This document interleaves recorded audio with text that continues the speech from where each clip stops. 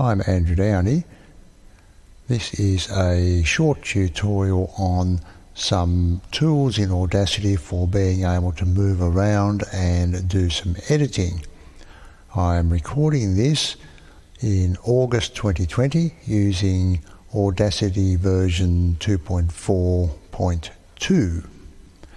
We are going to look briefly at square brackets because I've covered them before, but just for context.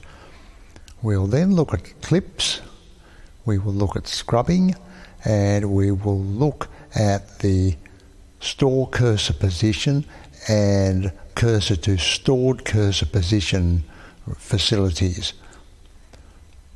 Okay, let's start by recording something into Audacity so that we have something to play with, and it won't be very exciting. Track 1 row not selected 1 of 1. Bar black sheep, have you any wool? Yes sir, 3 bags full. Stop the recording. I'll select the track by pressing enter. Track 1 selected row 1 of 1. I'll go to the beginning of the track by pressing J. Now you heard the screen reader at the beginning. I have the mixer set up so that you can hear the screen reader, and that's why it got recorded. So we'll remove that.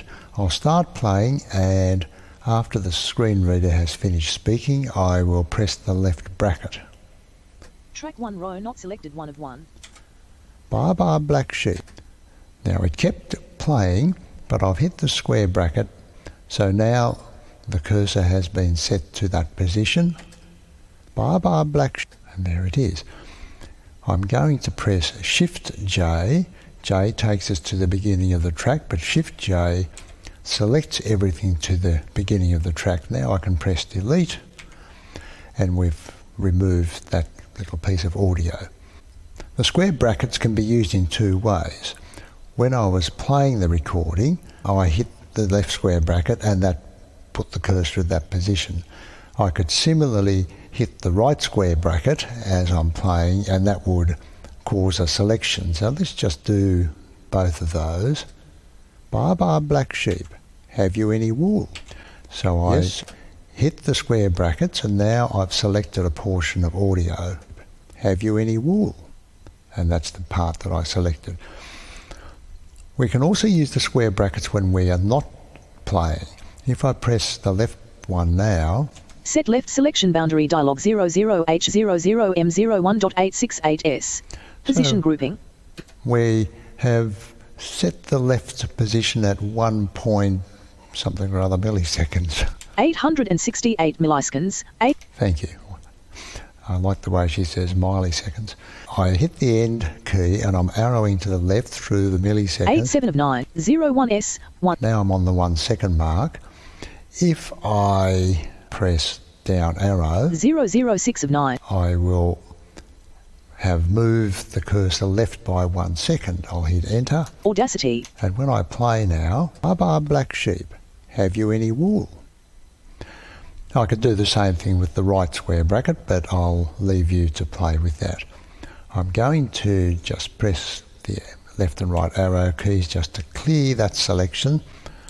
It's very important with Audacity to make sure you haven't got material selected when you don't want it. I'm now going to move on to clips. In a previous tutorial where I talked about labels, I said that clips are not accessible to screen reader users. That may or may not have been correct at the time. It certainly is not correct now. So let's have a look. I'm just going to play the first little piece of this audio. Bar black sheep, have you any wool? I've hit X at that point to stop playback. Now I'm going to press Control I, and that inserts a clip. If I now press Alt, comma, 1 of 2 clips track 1. If I press Alt full stop, 2 of 2 clips track 1. When I play now, yes sir, 3 bags full. And everything in that clip is selected. So if I hit, for example, delete now, I would delete all that audio. If I wanted to amplify or add another effect to that clip, I could do that. What I'm going to do is to move it. I hit Control X. Now I'll press Alt, comma. 1 of 1 clip track 1.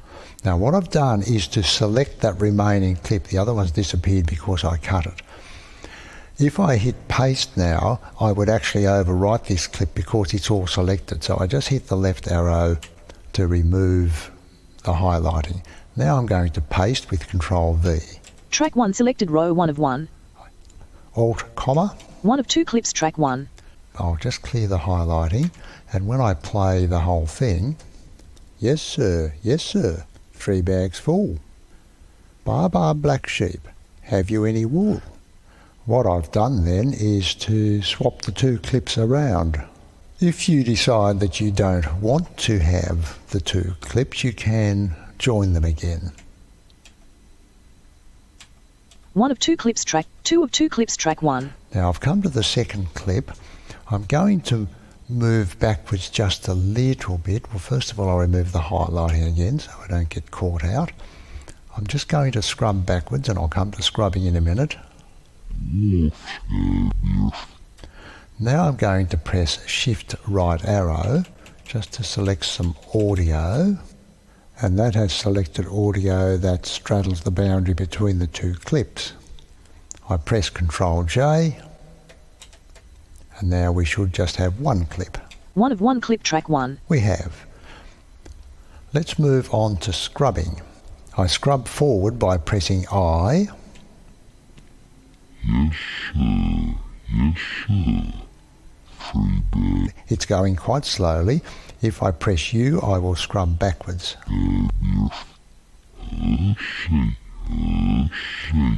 The speed of the scrubbing is determined by the zoom level. Control 2 gives us normal zoom, which I think is about where we are at the moment. Control 1 zooms in, Control 3 zooms out, and I'm going to press that several times. Now when I press I, it will scrub much more quickly. There it goes. And backwards. If I want to do a very tight edit, that I want to zoom in a lot, I'm going to zoom in. Now I'm going to show how to use scrubbing in conjunction with the store cursor position and cursor to stored cursor position commands. I want to remove the second yes sir from this material. Yes sir. I hit X at that point to stop the play. Yes sir. And I want to get rid of that second yes sir.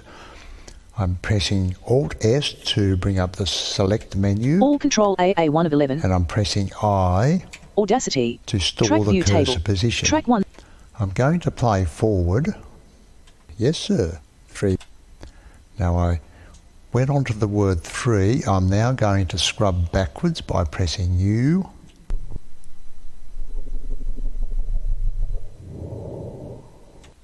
Three bags full. Okay, so I've positioned the cursor just in front of the 3, which is what I wanted.